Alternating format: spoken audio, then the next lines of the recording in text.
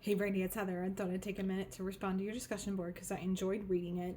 I really like this questionnaire. So I don't know about you. I don't really see a lot of people with addictions. Of course, I see kids and teenagers, and a lot of my teenagers, of course, maybe do drink or of course do marijuana or vape or whatnot. But like the hardcore addictions, we actually have a LCDC, which in Texas, that's chemical dependency counselor, who a lot of times will see anybody struggling with maybe some of the larger stuff.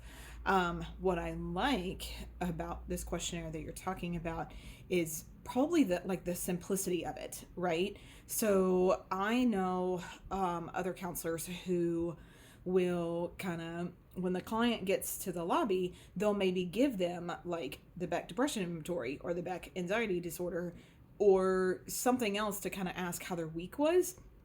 This is exactly the kind of thing that you could give someone either when they're sitting in the lobby before session so you can read over it, or you guys could do the first few minutes of session, because it's asking, okay, in the last week, kind of about your cravings. And I really like how you explained that the assessment has two parts, right? So it's got the strength of the craving, and the frequency. And then also when you're talking about like a 29 question, item questionnaire, that is something that you can do in session, like the MMPI, you would never be able to give in session, right? Like the MCMI, like all the big ones, those are so big. That's why I'm so thankful that a lot of people came up with kind of these smaller kind of questionnaires that we can do. So ultimately, here's my question. Would you give someone this weekly? Like it says in the past week, right? So would you give them to it every time? I think your statement about the strength being that you can use it as a measure of progress, I think that's great because you could look weekly, kind of at their scores, right?